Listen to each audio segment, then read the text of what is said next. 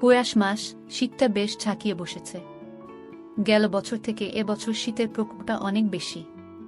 কম্বল মোড়া দিয়ে আমি ঘুমাচ্ছিলাম। হঠাৎ মা এসে ঘুম থেকে ডেকে তোলে। আমি বিরক্তি নিয়ে আড়মোড়া দিয়ে কম্বলের নিচ থেকে মুখখানা বের করে তাকাই মার দিকে। আমার হাতে ফোনখানা ধরিয়ে দিয়ে রুম থেকে চলে যান। আমি হ্যালো বলতে ও প্রান্ত থেকে তার মেজ খালার কণ্ঠস্বর শুনতে পেলাম। হ্যালো আসিফ। জি খালা, আসিফ বলছি। সুমাইয়া সুমাইয়া। বাবা আসিফ, খবরের কাগজে দেখতে পেলাম তোর ইউনিভার্সিটি বন্ধ। এক কাজ কর না, এই বন্ধে তুই রংপুরের সুমাইয়া আমার খালাতো বোন, ওখান থেকে ঘুরে আয়। ঢাকায় ফেরার পথে তোর সাথে সুমাইয়া আর আমার নাতিটাকে নিয়ে আসবি। অনেক দিন ওদের দেখি না। কটা দিন থেকে যাবে ঢাকায় আমাদের সাথে। আমি একটু চিন্তা করে। ঠিক আছে খালা, আমি যাব। কবে যেতে হবে? তোর সুবিধা মতো 2-3 দিন মধ্যে গেলেই চলবে। ঠিক আছে খালা, তুমি কোনো চিন্তা করো না। আমি কাল পরশু রওনা হয়ে যাব রংপুর। তুমি সুমাইয়া আপুকে বলে দেও আসছি। ফোনটা রেখে আসিফ বাথরুমের দিকে হাঁটা দেয় ফ্রেশ হবে বলে। ঢাকা বিশ্ববিদ্যালয়ের ফিন্যান্স বিষয়ে অনার্স পড়ছে আসিফ। আসিফের তেমন কোনো ব্যস্ততা নেই পড়াশোনার চাপ। তার উপর ঢাকা ইউনিভার্সিটি অনির্দিষ্টকালের জন্য বন্ধ ঘোষণা করেছে রোকেয়া হলের এক ঘটনাকে কেন্দ্র করে। সারাদিন বাসায় ঘুমিয়ে অলস সময় কাটছে তার।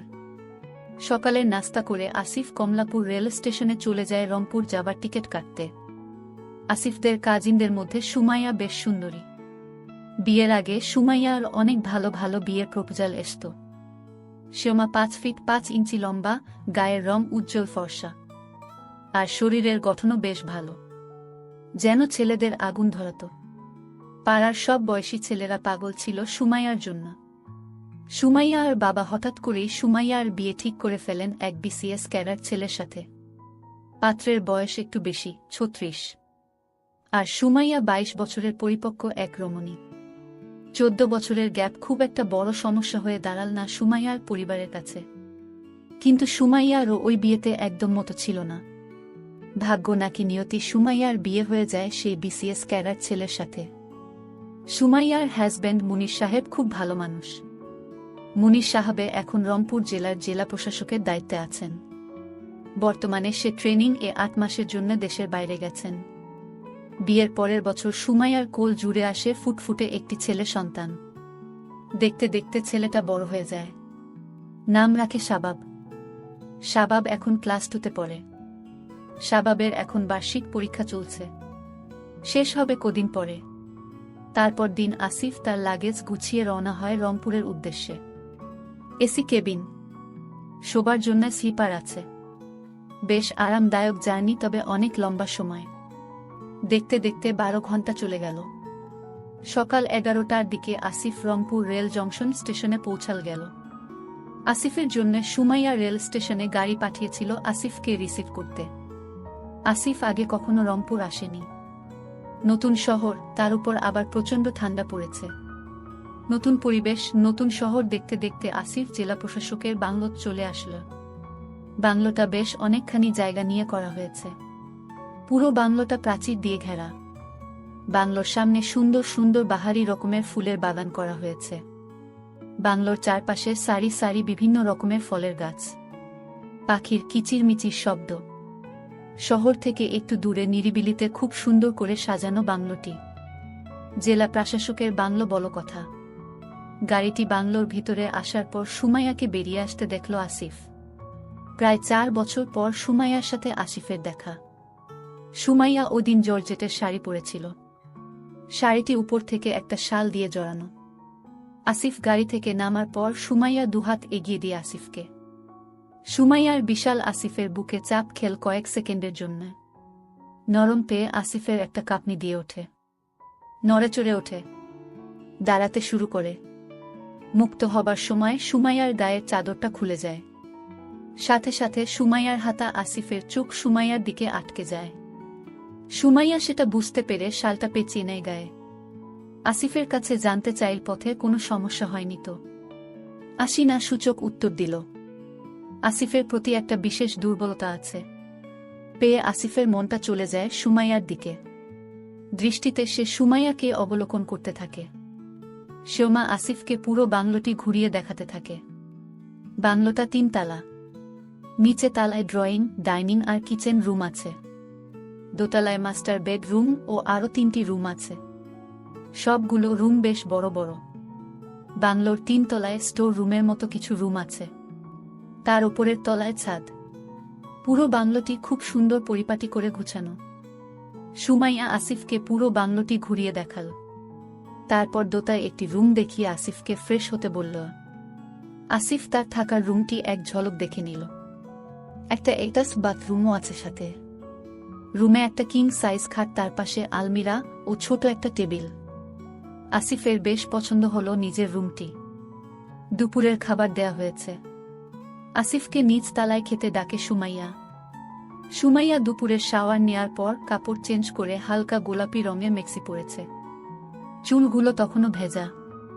মেক্সির ভেতর থেকে তার অস্তিত্ব জানান দিচ্ছিল। সুমাইয়াকে বেশ আকর্ষণীয় দেখাচ্ছিল। সুমাইয়াকে আগের থেকেও আরও সুন্দর লাগছিল আসিফের।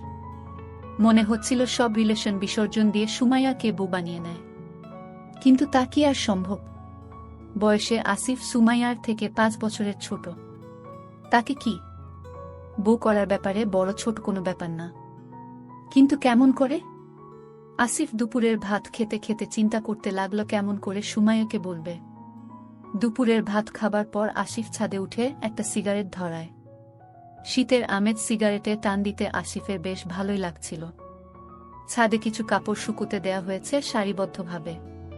তার মধ্যে একটি কালো রঙের। আসিফ বুঝতে পারে এগুলো সুমাইয়ার। আসিফ ছাদের 4-5টা দেখে নিয়ে হাতে নেয়। কাপ দুটি বিশাল। আসিফ অনুমান করার চেষ্টা করে সুমাইয়ার কত বড় হতে পারে। সকালে সে পেয়েছিল। নাকের কাছে নিয়ে সুমাইয়ার গন্ধ খুঁজতে থাকে আসিফ। পাশে একটা হ্যান্ডব্যাগ দেখতে পায়। 100% কটন। এক ধরনের ফ্যান্টাসি কাজ করতে থাকে তার মধ্যে। সেমি ট্রান্সপারেন্ট, একই সাথে স্টাইলিশ। পরলে সুমাইয়াকে না জানি কতটা সুন্দরী লাগে। আসিফ সেটা চিন্তা করতে করতে উপর ঘষতে থাকে। হঠাৎ সুমাইয়ার গলার আওয়াজ শুনতে পায় আসিফ। আসিফ দ্রুত আগের জায়গায় রেখে দিয়ে ছাদের রেলিংয়ের এক পাশে সরে আসে। সুমাইয়া হাতে চায়ের কাপ আর এক হাতে একটা মোবাইল ফোন। চায়ের কাপ আর মোবাইল ফোন আসিফের দিকে এগিয়ে দিয়ে বলে, দেখ তো আসিফ, আমার মোবাইল ফোনটা বেশ স্লো হয়ে গেছে। কিছু করতে পারিস কিনা?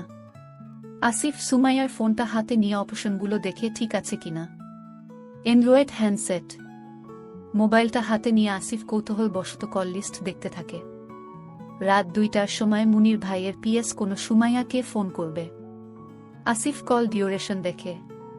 প্রায় 25 মিনিট কথা হয়েছে। দিনে আরও বেশ কবার। সন্দেহ হয় আসিফের। আসিফ ফোনটি রিসেট করে দিয়ে নতুন করে সেট আপ করে দেয়। সাথে একটা অটো কল রেকর্ডিং অ্যাপ্লিকেশনটা ডাউনলোড করে ইনস্টল করে দেয়। তারপর সুমাইয়ার হাতে দিয়ে দেয়। সুমাইয়াকে সে আর চোখে দেখতে থাকে। সুমাইয়ার প্রতি একটা তীব্র অনুভব থাকে সে। সুমাইয়ার আগের থেকেও আরও ভারী হয়ে উঠেছে। গোলাপি মেক্সির উপর কোনো নেয়নি সুমাইয়া। ফলে তার পবত সমান বেশ ভালো মতোই দেখা যাচ্ছিল।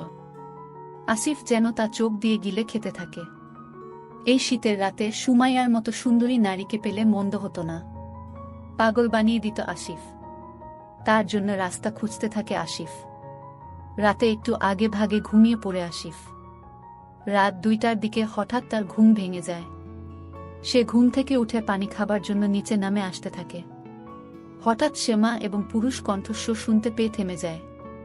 পা টিপে টিপে সে নিচে নেমে আসে। শুনতে পায় সুমাইয়া বলছে, মুনির ভাইয়ের পিএসকে বলছে, প্লিজ দেখো, এখন এসব হবে না। ঢাকা থেকে আমার কাজিন এসেছে। তোমাকে একটু চলে যাব জান। আমার কাজিন জানতে পারলে সর্বনাশ হয়ে যাবে। ও যতদিন এখানে আছে ততদিন এগুলো থেকে দূরে থাকতে হবে আমাদের দুজনকেই। আসিফ যেন আকাশের চাঁদ পেয়ে যায়। সুমাইয়ার চাবি তার হাতে চলে আসে। এনো মেঘ না চাইতেই জল। আসিফ তার রুমে ফিরে এসে লক্ষ্য করতে থাকে সুমাইয়া কখন উপরে আসবে। তার 5 মিনিট পর সুমাইয়া উপরে আসে। সুমাইয়া উপরে উঠে আসিফকে দেখে চমকে যায়। আসিফ টিটকারি সুরে বলে, ভালো, বেশ ভালো, ভালোই চলছে পিএস এর সাথে তাহলে। সুমাইয়া ভ্যাবাচ্চাকা খেয়ে বলে, কিসের ভালো? কি চলছে? কি বলছিস যাতা? আসিফ নিজের মোবাইলের ভিডিওটি বের করে সুমাইয়াকে দেখায় আর বলে, মুনির ভাইকে ভিডিওটা দেখাতে হবে। সুমাইয়া লজ্জায় মাথা নিচু করে আসিফের কোনো কথার উত্তর না দিয়ে নিজের রুমে গিয়ে দরজা বন্ধ করে দেয়। সুমাইয়া চিন্তায় পড়ে যায় আসিফকে নিয়ে। মনে মনে যে ভয়টা পাচ্ছিল সেটাই ঘটেছে। আসিফ দেখে ফেলেছে তাদের দুজনকে। আসিফ যদি মুনিরকে সব বলে দেয় তাহলে তার সংসার নিয়ে টানাটানি পড়ে যাবে। কিভাবে আসিফকে সে সামাল দিবে বুঝতে পারছে না। সারা রাত সুমাইয়ার ঘুম হল না। ওদিকে আসিফ মনে মনে বেশ খুশি সুমাইয়াকে টিকিট পেয়ে গেছে সে। এখন শুধু সময়ের ব্যাপার মাত্র। সুমাইয়াকে সে ব্ল্যাকমেইল করবে। সুমাইয়াকে আত্মসমর্পণ করতেই হবে আসিফের কাছে। পরদিন সকালে ঘুম থেকে উঠার পর সুমাইয়া আসিফকে এড়িয়ে চলতে লাগল। আসিফ সুমাইয়াকে সুযোগ খুঁজতে থাকে। বাসায় একটি কাজের মেয়ে আসে সকালে। কাজ শেষ করে সে চলে যেতে যেতে বিকেল হয়। বিকেলে আবার শাবাব স্কুল থেকে চলে আসে। সুযোগের অপেক্ষা তাকে বেশিক্ষণ করতে হয় না। বেলা 12টার দিকে সুমাইয়া শাওয়ার নিয়ে ভেজা কাপড় হাতে নিয়ে ছাদের দিকে যেতে থাকে তা রোদে দেবার জন্য। আসিফ মনে মনে চিন্তা করে এই তো সুযোগ। আসিফ নিচতলায় নেমে দেখে নেয় কাজের মেয়েটা রান্নাঘরে রান্না করছে। আসিফ দেরি না করে ছাদের উদ্দেশ্যে রওনা হয়। সুমাইয়া কাপড় রোদে দিয়ে নিচে আসতে থাকে। অমনি ছাদের চিলে কোঠায় সুমাইয়াকে একা পেয়ে দেওয়ালের একপাশে ধরে আসিফ। সুমাইয়াকে কোনো সুযোগ না দিয়ে আসিফ সুমাইয়ার আরম্ভ করে। সুমাইয়া নিজেকে ছাড়িয়ে নেওয়ার চেষ্টা করে কিন্তু সফল হয় না। সুমাইয়া চিৎকার দিয়ে উঠে বলে, ভালো হচ্ছে না কিন্তু ছাড় আমাকে। যখন মুনির ভাইয়ের পিএস রবি সাহেব তোমাকে তখন খুব ভালো লাগে তাই না? আমি কিন্তু চিৎকার করব। চিৎকার কর না, আমিও সবিকে বলে দিব তোমার কুকর্ম। শুধু তোমার নিয়ে একটু খেলা করব রবি সাহেবের মতো, তারপর ছেড়ে দেব। আর কখনো তোমাকে ডিস্টার্ব করব না। শুধু এতটুকুই, আর কখনো আমাকে ডিস্টার্ব করবে না? না, করব না, প্রমিস। আসিফ সুমাইয়াকে দেওয়ালে ঠেস দিয়ে ধরে। আসিফ সুমাইয়ার খুব কাছে এসে সুমাইয়ারও চোখের ওপর চোখ রাখে। সুমাইয়া ও আসিফের আই কন্ট্রাক্ট হয়। সুমাইয়া আসিফের চোখে চোখ রাখতেই হায়ানার ক্ষুধার্ত চেহারার প্রতিচ্ছবি দেখতে পায়, যেন তাকে চোখ দিয়ে আসিফ। সুমাইয়ার অসহায় চোখ দুটির দিকে তাকিয়ে আসিফের একটু করুণা হল না। সুমাইয়া আসিফের চোখ থেকে নিজের দৃষ্টি সরিয়ে নেয়, মুখটা নিচু করে অন্যদিকে ঘুরিয়ে নেয়। আসিফ দুহাত দিয়ে সুমাইয়ার, আসিফের দুই হাত সুমাইয়ার বিশাল কিন্তু পারে না। তার হাতের পাঞ্জার থেকেও সুমাইয়ার বেশ বড়। আসিফের হাতের আঙ্গুলগুলো যেন পারদর্শী। তারপর জনে জনে সবাইকে জানাব, তখন তোর সংসার কেমন করে টিকে সেটা আমিও দেখব। আমি যদি দেই তার কি গ্যারান্টি আছে তারপরও তুমি আমার হাজবেন্ডকে বলবে না? এই তো সুমাইয়া লাইনে আসছে। আমি তোমার পেলে কাউকে কিছুই বলবো না। তবে তবে কি? শুধু তোমার হাজবেন্ডকে জানাবো। মানে? ক্রোধ আর রাগান্বিত কণ্ঠে সুমাইয়া জানাতে চাইল, মানে খুব সোজা, আমি যতদিন রংপুর আছি ততদিন আমি তোমাকে। এমনটি। আসিফের থাপ্পড় খেয়ে সুমাইয়ার মাথায় চক্কর খেল। আসিফের কথাগুলো যেন তার থেকেও বেশি তাকে তেজ করে দিল। সুমাইয়া ফাটা মতো চুপসে যেতে থাকল। আসিফ সুমাইয়ার সবচেয়ে দুর্বল জায়গাটার মধ্যে ছুরি দিয়ে আঘাত করল। সুমাইয়া মনে মনে ভাবল আজ এই জঘন্য কাজটা তাকে করতে হবে শুধু তার ভুলের কারণে। রবির সাথে তার সম্পর্ক তা আসিফ জানে এবং তার হাতে প্রমাণও আছে। আসিফ তাকে ব্ল্যাকমেইল করছে। সুমাইয়া বুঝতে পারল সুমাইয়া হাতে আর কোনো পথ খোলা নেই, নিজেকে আসিফের কাছে বলিদান করা ছাড়া। আসিফ হায়ানার মতো তার চুপ করে অসাড় দেহে সিঁড়িতেই দাঁড়িয়ে রইল সুমাইয়া। আসিফের সুমাইয়ার মনের ভাষা বুঝে নিতে দেরি হল না। আসিফ ছাদের সিঁড়ির উপরিভাগে নিয়ে সুমাইয়াকে দাঁড়া করাল। ছাদের সিঁড়ির ঘরের দরজাটা খোলা থাকার সুবাদে দিনের আলোতে সুমাইয়াকে সে ভালোমতো দেখতে পাচ্ছিল। শ্যামা গা নীল রং, তার মধ্যে ছোট ছোট গোলাপ ফুল আঁকা।